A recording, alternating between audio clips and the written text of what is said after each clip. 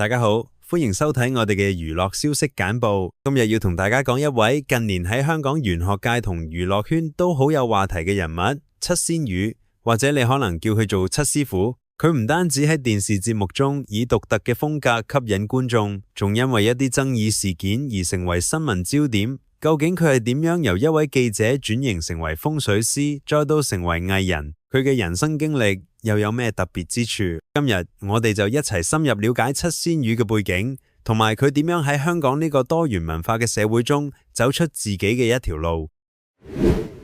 七仙羽英文名 Master Seven， 原名趙靈，但佢曾經表示呢個名只係筆名，佢真正嘅名字係 Doma Tara。佢係馬來西亞華裔，喺新加坡同英國成長，父母曾經喺英國經營生意，令佢喺歐洲度過咗青春歲月。呢啲資料都係喺維基百科度揾出嚟，有幾真實相信只有佢本人先知道。佢自細體弱多病，對玄學產生濃厚興趣，年輕時期已經開始學習風水命理。佢曾經喺台灣 TVBS 新聞部工作，之後返香港任職過多本雜誌，包括美容、財經、健康等，同時兼職睇風水面相。佢嘅玄學之路可以話相當坎坷，初期並未得到廣泛認同，曾經以幫人擺攤占卜為生，直到後嚟透過網絡平台同電視節目，例如 ViuTV 嘅鬼同你上位，七仙羽用一種輕鬆、直白又貼地嘅方式，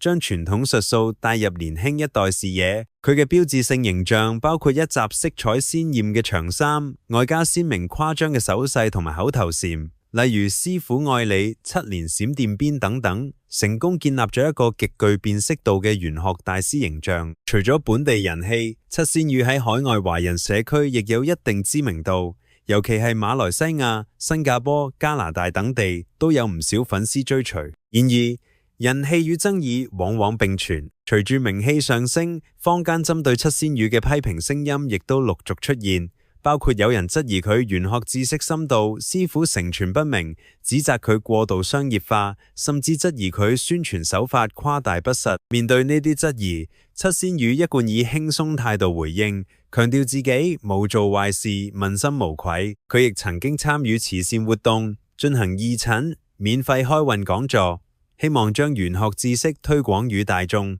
喺部分支持者眼中，七仙羽係一位以平民化方式推廣傳統文化嘅革新者；而喺反對者眼中，佢可能係一位過度包裝自己嘅娛樂型玄學師。無論如何，七仙羽已經成為香港流行文化中難以忽視嘅一個標誌性人物。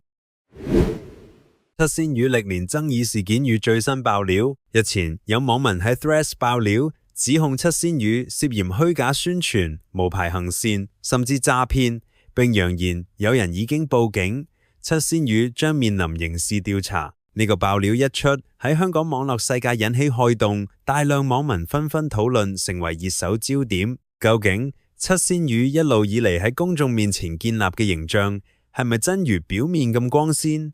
今次爆料又係咪真有其事？要了解今次風波，就要回顧返七仙羽過去曾經歷過嘅多宗爭議事件。歷年爭議事件簡介：一、放生善舉爭議。大約2021年，七仙羽早年曾經熱心推廣放生，親自帶領善信出海，釋放動物到大自然。不過後來有環保團體指出，呢啲放生行為未經妥善規劃，反而可能對生態環境造成傷害，例如放生外來魚種，影響本地生態系統。面對批評，七仙羽公開道歉，並承認自己對放生方式了解不足。自此之後，佢改為推行慈善素食派飯計劃，成立七仙齋，派發免費素食飯盒予有需要人士，努力彌補過失。二、超度法事爭議。2023年，香港出現一隻布氏幼鯨擱淺死亡事件，引起全城關注。七仙羽為表哀悼，舉行超度法事，包括喺佛堂誦經同埋出海放生充氣鯨魚公仔，祈願鯨靈得以安息。雖然有善信支持，但係部分網民認為佢舉動有炒作之嫌。面對非議，七仙羽強調自己出於慈悲心，無意博取曝光。三、顧客欺詐指控。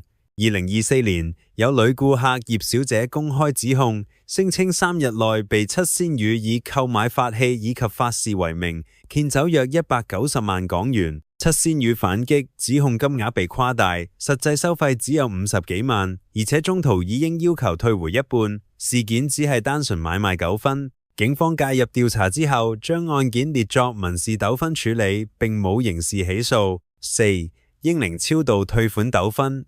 2025年初，最近一宗爭議涉及一名客戶委託七仙羽超度3個英靈，支付共11,400港元。法事完成後，該客人反悔要求部分退款，七仙羽拒絕退款。客人於網上發文指佢神君偏財，七仙羽其後公開對話記錄，自證清白，並考慮採取法律行動反擊。4. 英靈超度退款糾紛。2025年初，最近一宗爭議涉及一名客戶委託七仙羽超度3個英靈，支付共11,400港元。法事完成之後，該客人反悔要求部分退款，七仙羽拒絕退款，並指客人表面好客氣，但之後就變面喺某 YouTube channel 鬧佢係神棍八婆呃錢。七仙羽其後公開對話記錄，自證清白，並考慮採取法律行動反擊。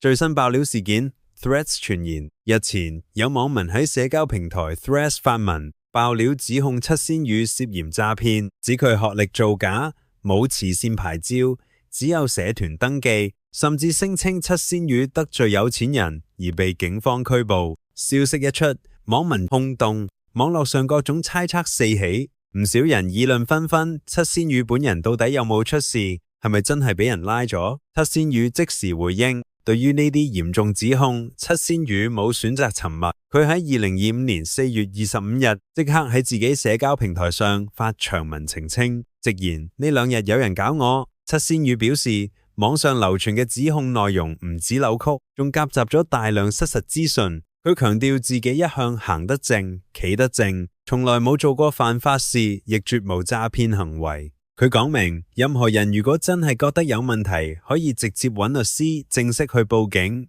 我完全唔怕，因為我問心無愧，展示證據反駁指控。為咗自證清白，七仙羽更公開咗多張對話截圖。呢啲截圖內容主要係佢同客戶之間關於一項英靈超度服務嘅收費溝通。截圖顯示，雙方事前已經有清楚講明服務內容同收費細節，冇任何強迫，冇隱瞞，一切交易都係雙方自願同意之下進行。七仙羽指出，所謂詐騙指控根本係源自於事後個別客戶反悔，要求退款不遂，於是喺網上散播負面言論，無牌行善指控。七仙羽咁樣回應。至於網民質疑佢無牌行善，七仙羽亦作出回應。佢解釋話，自己多年嚟從事佛教慈善活動，包括免費派飯盒、免費做法事、捐款助人，一切都係出於慈悲，並冇非法牟利。而且玄學命理行業喺香港本身冇特定牌照制度，佢所有行為均符合法律規定，並冇違規。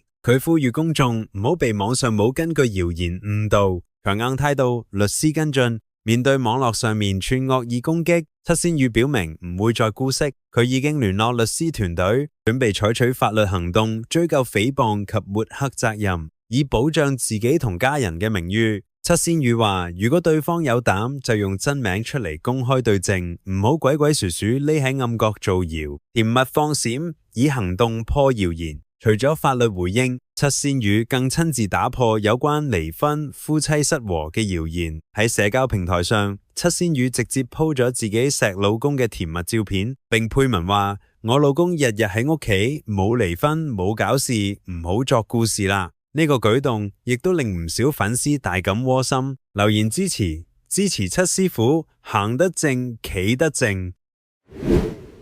七仙羽慈善牌照風波。一直以嚟，七仙羽都公開表示自己擁有慈善牌照。不過最近有網民爆出，七仙羽口中嘅慈善牌照其實並唔係正式註冊嘅慈善機構認可，只係一個普通嘅社團登記。呢一件事一出，迅即引發咗廣泛關注同埋質疑。呢個發現令唔少支持佢嘅善信感到錯愕，亦引起公眾疑問：如果用慈善名義做宣傳、推廣、收費，會唔會涉及違法？七仙羽喺社交平台發文回應，表示自己一直行得正，企得正，過往從事各類慈善活動，出自真心，問心無愧。佢亦強調願意接受任何調查，唔怕對證。不過，直到目前為止，佢並未有清楚交代自己機構嘅正式登記性質，亦未有出示有關慈善認證文件。總結嚟講，七仙魚今次嘅慈善牌照風波，無論最終有冇觸犯法例，已經對佢嘅公眾形象造成損害。未來七仙魚會唔會主動公開更多資料，交代清楚，重建公眾信任，將會成為一個關鍵。而今次事件亦再次提醒大家，無論支持邊個，都應該理性睇清楚，了解背後事實，唔好盲目相信任何人嘅宣傳。大家對呢次事件有乜嘢睇法？歡迎大家喺留言區積極討論。以上就係我哋今日為你整理嘅娛樂消息簡報，記得俾 like、share、撳個小鈴鐺，仲要免費訂閱我哋私家消息，咁就唔會錯過任何新片啦。每日同你一齊掌握最新資訊，我哋下次見。拜拜。